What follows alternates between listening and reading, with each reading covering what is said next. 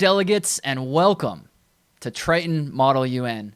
My name is Ted Harrington. I'm a leader of ethical hackers, and I am so proud to be here with you today.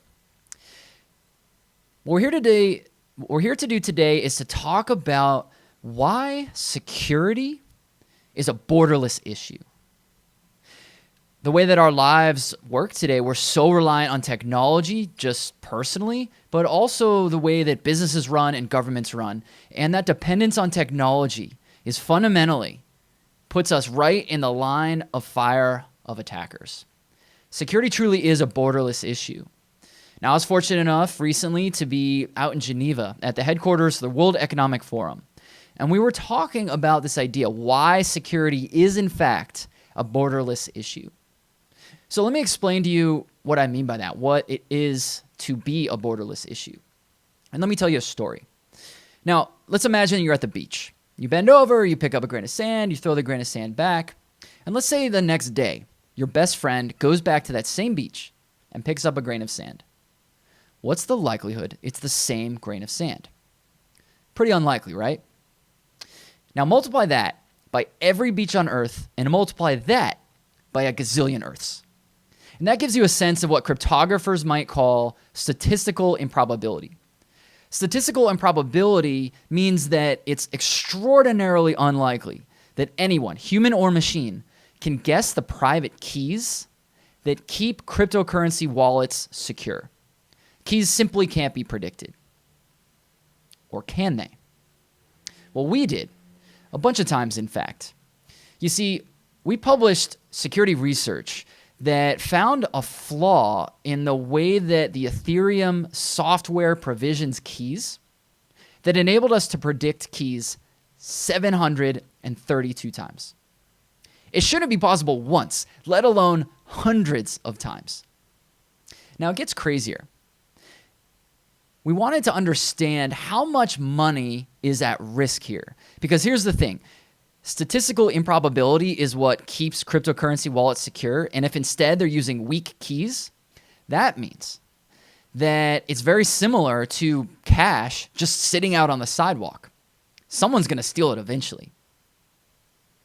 And someone did.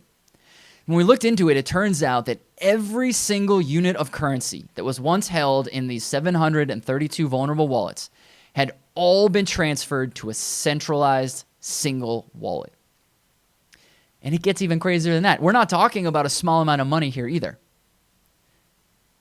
$54 million. $54 million had all been stolen and funneled to this centralized wallet.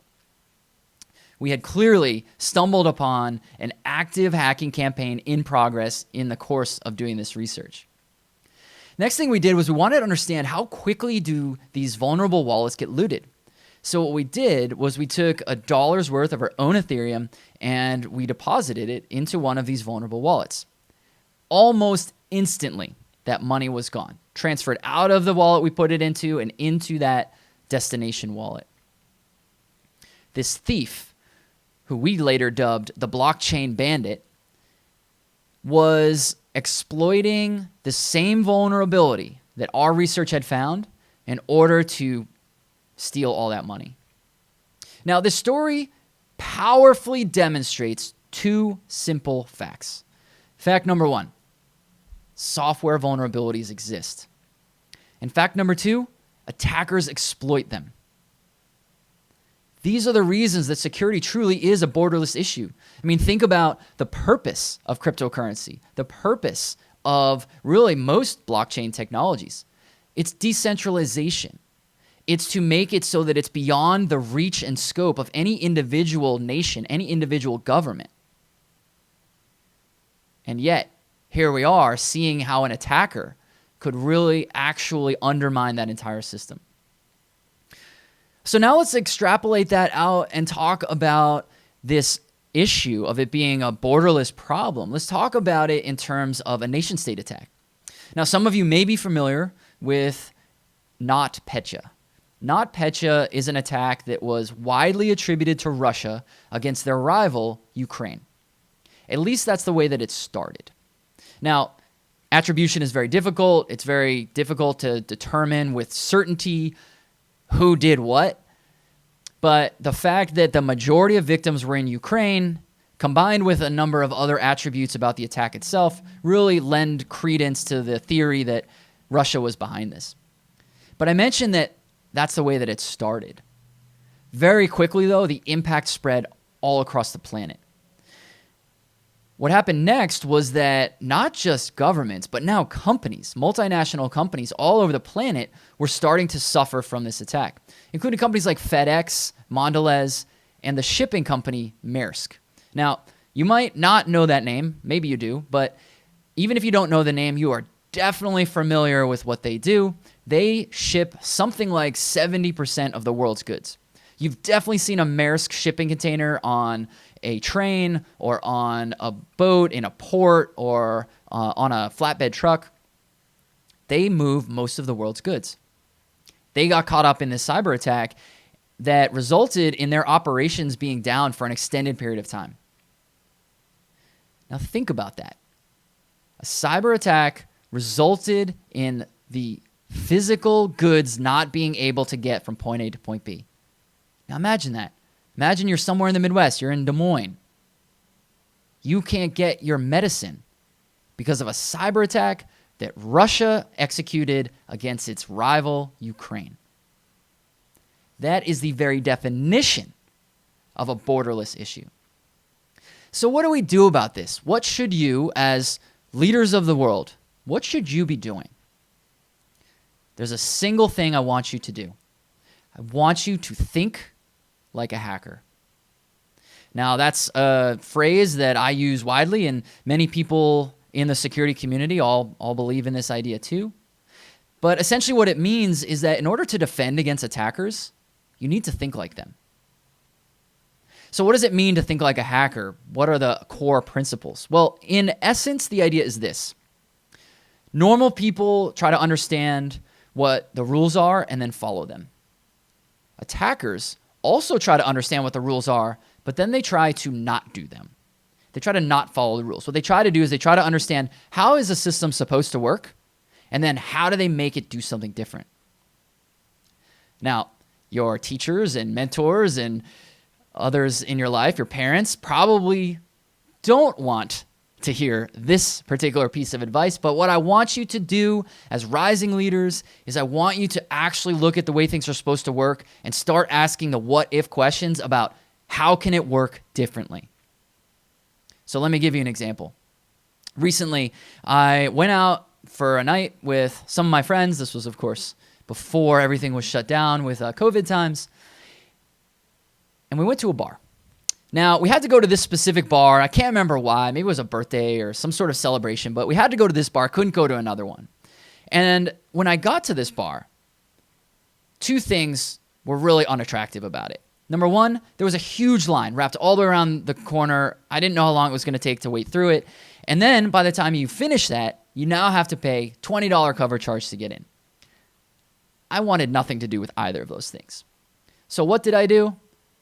Thought like a hacker. And I applied that mindset of how do I make this system behave differently than it's supposed to. So here's what I did. I walked up to the VIP hostess and I said, "Hello, I'm on the list." Now, of course, I wasn't on the list, but I needed her to believe that I was. So when she asked me, "What's your name?" the fact that I wasn't on the list meant that giving her my name wasn't going to help. Guessing was almost certainly going to be wrong, so that probably wasn't going to help. So what I needed her to give up information. So instead of giving a name, what I said was, "I'm with the group." I made an assumption that there were probably groups in there, and some of those groups were probably on the VIP list. And she said, "Great, which one?" Now, again, I didn't know anything about any groups. I wasn't part of a group. Guessing wasn't going to help me. I needed her to give me information. So my answer was, "I'm with the big one." I took a gamble that one of the groups was going to be bigger than one of the others, and I said, "I'm with the big one." With that, she looks down at her clipboard. She flips through a few pages. She says, "The Smith Group?" Bingo.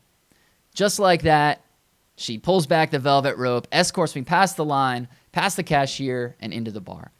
I'd achieved my goal. I had bypassed the line. I bypassed the cover charge. It elevated my privileges from a normal user to a VIP patron. That's what it is to think like an attacker. Now, I more than made up for the cover charge with the bar tab that night, so I'm not worried about the finances of this particular business. But the point is, I identified the way the system was supposed to work. There was authentication and authorization. The purpose of this VIP host was to keep the wrong people out, me, and only let the right people in. And I was able to make it behave differently. That's what I want all of you to be doing as your leaders, is thinking about how can someone who's more malicious look at this system and say, well, it's supposed to work that way, but what if this other thing happened? And if that other thing happened would result in a really catastrophic outcome, now you can start to defend against it. So with that, I pass the baton to you. It's your responsibility to understand how attackers work. You are leaders in the world. You are making policy decisions that are going to impact the everyday lives of people all across the planet. You're going to impact the way that businesses operate, and you're going to impact the way that countries operate.